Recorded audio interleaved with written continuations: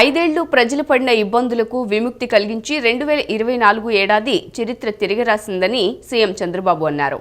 గత 6 నెలలుగా అందరికీ భవిష్యత్తుపై ఒక భరోసా వచ్చిందని తెలిపారు. నూతన సంవత్సరం సందర్భంగా మంగళగిరిలోని తెలుగుదేశం పార్టీ కేంద్ర కార్యాలయం ఎన్టీఆర్ భవన్కు వచ్చిన సీఎం చంద్రబాబుకి నూతన సంవత్సర శుభాకాంక్షలు తెలిపేందుకు తెలుగుదేశం శ్రేణులు భారీగా తరలివచ్చారు. నాయకులు పుష్పగుచ్చాలు అందజేసి చంద్రబాబుకు నూతన సంవత్సర శుభాకాంక్షలు తెలిపారు. ప్రభుత్వ ప్రధాన కార్యదర్శి కె విజయానంద్, డీజీపీ ద్వారకా తిరుమలరావు, పలువురు మంత్రులు, ఎమ్మెల్యేలు, ఉన్నతాధికారులు సీఎంను కలిసి నూతన సంవత్సర శుభాకాంక్షలు తెలిపారు. అనంతరం సీఎం చంద్రబాబు మీడియాతో ఇష్టాగోష్ఠి నిర్వహించారు. 5 ఏళ్లు ప్రజలు పడిన ఇబ్బందులకు విముక్తి కలిగించి 2024 ఏడాది చరిత్ర తిరగరాసిందని పేర్కొన్నారు. జగన్ పాలనలో గత 5 ఏళ్లు మీడియా కూడా ఇబ్బందులు పడిందని గుర్తు చేశారు. గత 6 నెలలుగా అందరికీ భవిష్యత్తుపై ఒక భరోసా వచ్చిందని అన్నారు. అధికారులను కూడా గత బురదలో తోసేశారని విమర్శించారు. కొందరు అధికారులు జగన్ మాటలు విని పనిచేశారని విమర్శించారు. అమరావతి నగరం భవిష్యత్తులో అభివృద్ధి చెందే నగరమని సీఎం చంద్రబాబు స్పష్టం చేశారు. ఉప ముఖ్యమంత్రి పవన్ కళ్యాణ్, ఐటీ, మానవ వనరుల శాఖ మంత్రి నారా లోకేష్ రాష్ట్ర ప్రజలందరికీ నూతన సంవత్సర శుభాకాంక్షలు తెలియజేశారు. ఢిల్లీ, హైదరాబాద్ నుంచి గన్నవరం విమానాశ్రయానికి చేరుకున్న ఇరువురు మంత్రులకు కూటమి నేతలు ఘనస్వాగతం పలికి పుష్పగుచ్చాలు అందజేసి నూతన సంవత్సర శుభాకాంక్షలు తెలిపారు. ఉప ముఖ్యమంత్రి పవన్ కళ్యాణ్, ఐటీ, మానవ వనరుల శాఖ మంత్రి నారా లోకేష్లు రాష్ట్ర ప్రజలందరికీ నూతన సంవత్సరం శుభాకాంక్షలు తెలిపారు. ఢిల్లీ నుంచి ప్రత్యేక విమానంలో మంత్రి నారా లోకేష్ గన్నవరం విమానాశ్రయానికి చేరుకోగా, అదే సమయంలో హైదరాబాద్ నుంచి ప్రత్యేక విమానంలో జనసేన అధినేత డిప్యూటీ సీఎం పవన్ కళ్యాణ్ గన్నవరం విమానాశ్రయానికి చేరుకున్నారు. అనుకోకుండా కలిసి ఇరువురు నేతలు ఆప్యాయంగా పలకరించుకుని ఒకరికొకరు నూతన సంవత్సర శుభాకాంక్షలు తెలుపుకున్నారు. అనంతరం రాష్ట్ర ప్రజలందరికీ శుభాకాంక్షలు తెలియజేశారు. ఇరువురి నేతలకు శుభాకాంక్షలు తెలియజేయడానికి పార్టీ శ్రేణులు గన్నవరం విమానాశ్రయానికి భారీగా చేరుకుని డిప్యూటీ సీఎం పవన్ కళ్యాణ్కు, మంత్రి నారా లోకేష్కు శుభాకాంక్షలు తెలియజేశారు. దీంతో గన్నవరం విమానాశ్రయం కోలాహలంగా మారింది. అనంతరం రోడ్డు మార్గాన డిప్యూటీ సీఎం పవన్ కళ్యాణ్ మంగళగిరికి, మంత్రి నారా లోకేష్ ఉండవల్లి నివాసానికి బయలుదేరి వెళ్లారు. కొత్త సంవత్సరంలో ప్రభుత్వ, ప్రైవేటు వైద్య సేవల్లో నాణ్యత పెంచాలని ఆరోగ్య శాఖ మంత్రి సత్యకుమార్ యాదవ్ సూచించారు. చంద్రబాబు విడుదల చేసిన స్వర్ణాంధ్రప్రదేశ్ 2047 విజన్కు అనుగుణంగా ఆరోగ్య, సంపన్న, ఆనంద ఆంధ్రప్రదేశ్ ఆవిష్కరణకు అంతా పునరంకితం కావాలని ఆకాంక్షించారు. కొత్త సంవత్సరంలో ప్రభుత్వ, ప్రైవేటు వైద్య సేవల్లో నాణ్యత పెంచాలని ఆరోగ్య శాఖ మంత్రి సత్యకుమార్ యాదవ్ సూచించారు. ఈ మేరకు ప్రభుత్వ, ప్రైవేటు రంగ వైద్యులు, సిబ్బందిని ఉద్దేశించి బహిరంగ లేఖ రాశారు. వైద్య సేవల్లో లోపాలను తొలగించాలని తెలిపారు. సీఎం చంద్రబాబు విడుదల చేసిన స్వర్ణాంధ్రప్రదేశ్ 2047 విజన్కు అనుగుణంగా ఆరోగ్య, సంపన్న, ఆనంద ఆంధ్రప్రదేశ్ ఆవిష్కరణకు అంతా పునరంకితం కావాలని ఆకాంక్షించారు. ప్రైవేటు ఆసుపత్రుల్లో ఖర్చుతో కూడిన వైద్యం, రోగ నిర్ధారణ కోసం అనవసరమైన పరీక్షలు చేయించడం, సిబ్బందికి తక్కువ వేతనాలు తదితర అంశాలు వాటి వ్యాపార దృక్పథానికి అద్దం పడుతున్నాయని అన్నారు. రాష్ట్రంలో అతిపెద్ద పండుగ సంక్రాంతి. పండుగ రద్దీ నేపథ్యంలో ప్రయాణికుల సౌకర్యార్థం దక్షిణ మధ్య రైల్వే ప్రత్యేక రైళ్లను నడపనుంది. ప్రత్యేక రైళ్లకు బుకింగ్ సదుపాయం జనవరి 2వ తేదీ ఉదయం 8 గంటల నుంచి అందుబాటులోకి రానుంది. ఈ రైళ్లలో second AC, third AC, sleeper, general బోగీలు ఉంటాయని పేర్కొన్నారు. సంక్రాంతి పండుగ సీజన్ రద్దీ నేపథ్యంలో ప్రయాణికుల సౌకర్యార్థం దక్షిణ మధ్య రైల్వే ప్రత్యేక రైళ్లను నడపనుంది. ప్రత్యేక రైళ్లకు బుకింగ్ సదుపాయం జనవరి 2వ తేదీ ఉదయం 8 గంటల నుంచి అందుబాటులోకి రానుంది. ఈ రైళ్లలో second AC, third AC, sleeper, జనరల్లో భోగీలు ఉంటాయని పేర్కొన్నారు. జనవరి 9 నుంచి 12వ తేదీ మధ్య Kacheguda, Kakinada town, Kakinada town, Kacheguda, Hyderabad, Kakinada town, Kakinada town, Hyderabad మధ్య ఈ ప్రత్యేక రైళ్లను నడపనున్నట్లు సిపిఆర్ఓ శ్రీధర్ ఒక ప్రకటనలో తెలిపారు. ఈ ప్రత్యేక రైళ్లకు బుకింగ్ సదుపాయం జనవరి 2వ తేదీ ఉదయం 8 గంటల నుంచి అందుబాటులోకి రానుంది. ఈ రైళ్లలో second AC, third AC, sleeper, general బోగీలు ఉంటాయని పేర్కొన్నారు. నూతన సంవత్సరం తొలి రోజున సీఎం చంద్రబాబు పేదలకు ప్రయోజనం కలిగించే సీఎం సహాయ నిధి ఫైలుపై సంతకం చేశారు. కూటమి ప్రభుత్వం వచ్చిన తర్వాత మొత్తం 9,123 మంది ముఖ్యమంత్రి సహాయ నిధి ద్వారా ప్రయోజనం పొందారు. నూతన సంవత్సరం తొలి రోజున సీఎం చంద్రబాబు పేదలకు ప్రయోజనం కలిగించే సీఎం సహాయ నిధి CMRF ఫైలుపై సంతకం చేశారు. ఒకేసారి 1600 మందికి 24.16 కోట్ల నిధులు విడుదల కానున్నాయి. కూటమి ప్రభుత్వం ఏర్పడినప్పటి నుంచి డిసెంబర్ 31 వరకు 100 కోట్లకు పైగా సాయం చేసింది. తాజాగా చంద్రబాబు సంతకంతో మరో 24.16 కోట్లు విడుదల కానున్నాయి. కూటమి ప్రభుత్వం వచ్చిన తర్వాత మొత్తం 9123 మంది ముఖ్యమంత్రి సహాయ నిధి ద్వారా ప్రయోజనం పొందారు. కృష్ణా జిల్లా బందరు తాలూకా పిఎస్లో విచారణకు మాజీ మంత్రి పేర్ని నాని భార్య పేర్ని జయసుధ హాజరయ్యారు. సుమారు 2 గంటలకు పైగా సీఐ యేసుబాబు పేర్ని జయసుధను విచారించారు.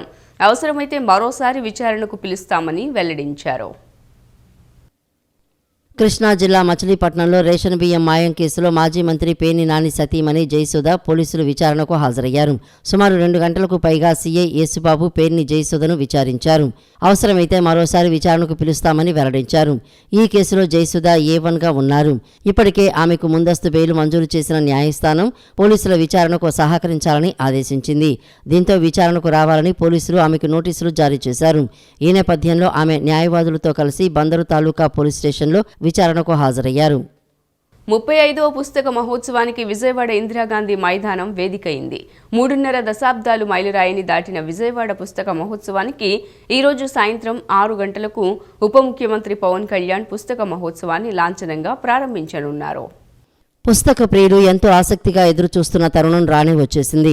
నేటి నుంచి MG road Indira Gandhi municipal stadium నందు 35వ పుస్తక మహోత్సవం అందుబాటులోకి రానుంది. ఈరోజు సాయంత్రం 6 గంటలకు 35వ పుస్తక మహోత్సవాన్ని ఉప ముఖ్యమంత్రి పవన్ కళ్యాణ్ లాంఛనంగా ప్రారంభించనున్నారు. 234 స్టాళ్లతో అనేక మంది ప్రచురణకర్తలు ఈ మహోత్సవంలో పాల్గొంటున్నారు. సాహితీ నవజీవన్ బుక్ లింక్స్ అధినేత పిడికిలి రామకోటేశ్వరరావు పేరును ఈ పుస్తక మహోత్సవ ప్రాంగణానికి పెట్టారు. ప్రధాన సాహితీ వేదికకు ఈనాడు వ్యవస్థాపకులు దివంగత రామోజీరావు పేరు పెట్టారు. విద్యార్థుల కార్యక్రమాలు జరిగే ప్రతిభా వేదికకు ప్రముఖ పారిశ్రామికవేత్త రతన్ టాటా పేరు పెట్టారు. ఈ పుస్తక మహోత్సవం 2వ తేదీ నుంచి 12వ తేదీ వరకు జరగనుంది. ఈ పుస్తక మహోత్సవం 3.5 దశాబ్దాల మైలురాయిని ఘనంగా దాటనుంది. ఏటా సంక్రాంతికి ముందు జరిగే అతిపెద్ద పండుగ పుస్తక మహోత్సవంగా కొనసాగుతోంది. ఈ ఏడాది 35వ పుస్తక మహోత్సవానికి పెద్ద ఎత్తున సన్నాహాలు చేశారు. దీనికి నగరం మధ్యలో ఉన్న ఇందిరాగాంధీ మున్సిపల్ మైదానం వేదిక కావడంతో నిర్వాహకులు పుస్తక ప్రియుల్లోనూ నూతనోత్సాహం సంతరించుకుంది. ఇప్పటికే 234కు పైగా ప్రచురణ సంస్థలు స్టాళ్ల ఏర్పాటుకు పేర్లు నమోదు చేసుకున్నారు. ప్రారంభించబోయేది ఉప ముఖ్యమంత్రి గౌరవనీయులు శ్రీ పవన్ కళ్యాణ్ గారు ప్రారంభిస్తారు. రేపు అంటే 2వ తారీఖు నుంచి సాయంత్రం 5 గంటలకు ప్రారంభం జరుగుతుంది.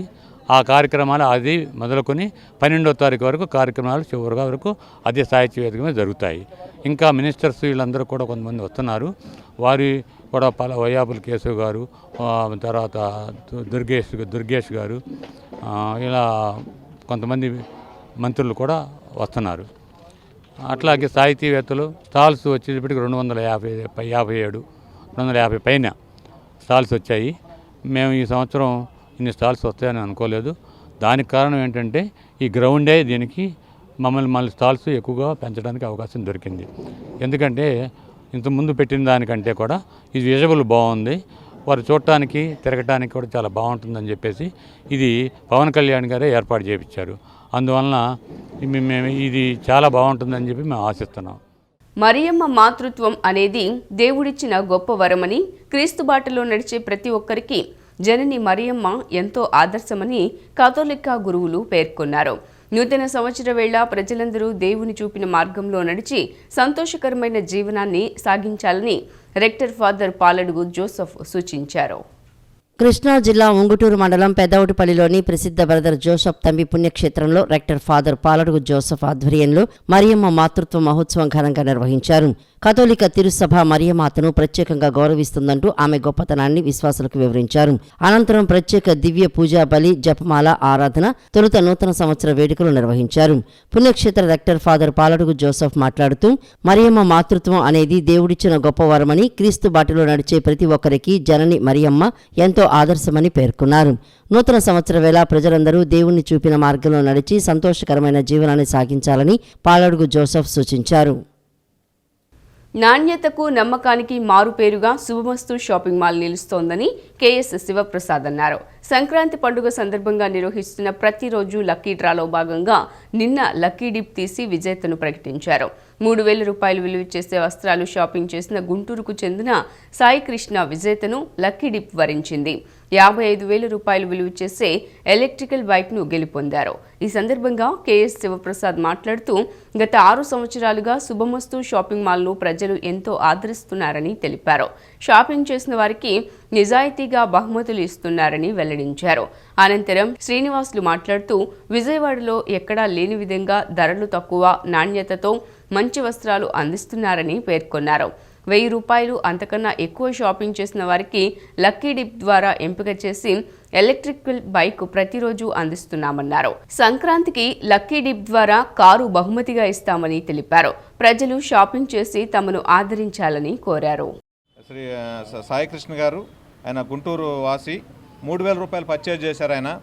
ఆయన 000638 అనే ఆయన కూపన్ నంబరు ఆ డ్రాలో వచ్చింది. ఆ సీరియల్ ప్రకారం తీస్తే 836 నంబర్స్ రావడం జరిగింది. అదంతా కూడా జస్ట్ చేస్తే ఆయన ఆ కూపన్ నంబర్గా రావడం జరిగింది. ఆయన ఎలక్ట్రిక్ బైక్ 55,000 రూపాయలు ఎలక్ట్రిక్ బైక్ గెలుపొందారు ఈరోజు. కాబట్టి వారికి, వారి కుటుంబ సభ్యులకు కంగ్రాచులేషన్స్. ఎందుకంటే న్యూ ఇయర్ రోజు మరి 3,000 రూపాయలు పెట్టి వాళ్ళకుంటే 55,000 రూపాయలు గెలుచుకోవడం అనేది చాలా అదృష్టంగా, ఈ సంవత్సరం అంతా కూడా వాళ్ళు చాలా లక్కీ వ్యక్తులుగా వాళ్ళని మనం తీసుకోవచ్చు.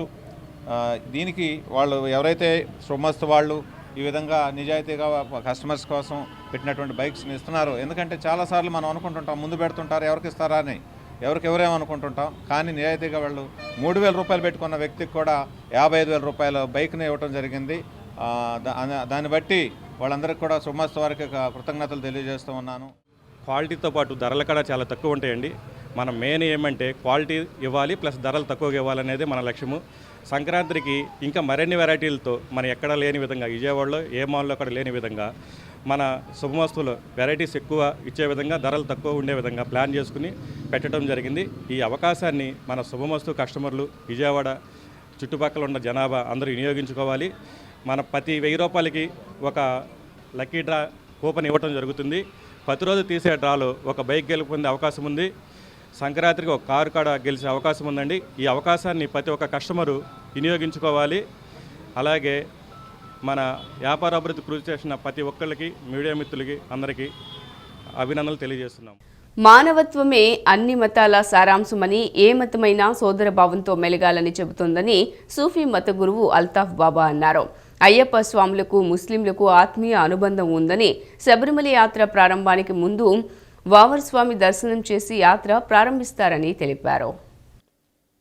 కొండపల్లి హజరత్ సయ్యద్ షా బుఖారీ బాబా నిత్య అన్నదాన లంగర్ ఖానాలో బుధవారం అయ్యప్ప దీక్షాదారులకు సద్ది ఏర్పాటు చేశారు. ముందుగా గురుస్వాములు చంద్రశేఖర్ స్వామి, శ్రీనివాసరావు స్వామి ఆధ్వర్యంలో స్వాములందరూ షా బుఖారీ దర్గాలో చాదర్ మరియు పూలు సమర్పించి ప్రార్థనలు నిర్వహించారు. అనంతరం సద్ది స్వీకరించారు. ఈ సందర్భంగా అల్తాఫ్ బాబా మాట్లాడుతూ అన్ని మతాల సారాంశం సాటివారిని సోదర భావంతో చూడటం అని, హజరత్ సయ్యద్ షా బుఖారీ నిత్యాన్నదాన లంగర్ ఖానా ద్వారా ప్రతిరోజు వందలాది మంది భోజనం చేస్తున్నారని తెలిపారు. అయ్యప్ప స్వాములకు, ముస్లింలకు ఆత్మీయ అనుబంధం ఉందని, శబరిమల యాత్ర ప్రారంభానికి ముందు వారు స్వామి దర్శనం చేసి యాత్ర ప్రారంభిస్తారని తెలిపారు. దర్గా యందు మమ్మల్ని ప్రేమతో ఆహ్వానించారు సద్ది చేయడానికి. మేము 50 మంది విజయవాడ, కొండపల్లి, ఇబ్రహీంపట్నం, మైలవరం ఇట్లా పలు ప్రాంతాల నుంచి కూడా ఈ దర్గాకి రావటం జరిగింది. మాకు బాబా గారి ప్రసాదం అయ్యప్ప భజనలో ఏ విధంగా అయితే స్వాముల్ని పూర్తిగా అయ్యప్ప ప్రసాదాలు ఏ విధంగా అయితే పెడతారో, ఈ దర్గా యందు కూడా బాబా వారు అయ్యప్ప ప్రసాదాలు, అయ్యప్ప వారికి ఏమేమి ప్రియమైనయో అటువంటివన్నీ కూడా ఆ నిష్ఠతో చేసి వడ్డించారు. కాబట్టి వారి యొక్క ఆ భక్తి శ్రద్ధలకి నేను చాలా కృతజ్ఞుడును. ఇది అందరూ కూడా అయ్యప్ప భజన కాడే సద్ది చేయాలని ఏమి నిబంధన పెట్టుకోకుండా ఈ దర్గా యందు జరిగే అన్నదానంలో కూడా అందరూ పాల్గొంటే బాబా గారి ఆశీస్సులు అందరికీ ఉంటాయని నేను మీ అందరినీ చేతులు జోడించి నమస్కరించి మరీ వేడుకుంటున్నాను. కృష్ణా జిల్లా బాపులపాడు మండలం వీరవల్లి షిరిడి సాయిబాబా వారి ఆలయం నూతన సంవత్సర వేడుకలు ఘనంగా జరిగాయి. బాబావారి సన్నిధిలో సంకీర్తన నిర్వహించి కేక్ కట్ చేసి 108 లడ్డూలతో బాబావారి అష్టోత్తరం నిర్వహించారు. విచ్చేసిన భక్తులకు తీర్థ ప్రసాదాలు అందజేశారు. ఈ పూజా కార్యక్రమంలో కోడెబోయిన బాబీ, రావి ఈశ్వర్, తవ్వ ఆదిలక్ష్మి, లంకా పద్మశ్రీ, మాచినేని సాయికృష్ణ, బుగ్గా శివకుమార్, బురగడ వెంకటరమణ, సాయి కృష్ణ, జంపాల సుబ్బారావులతో పలువురు భక్తులు పాల్గొన్నారు. సిటీ న్యూస్ ఇంతటితో సమాప్తం. తిరిగి వార్తల్లో మళ్ళీ కలుద్దాం. అంతవరకు సెలవు. నమస్కారం.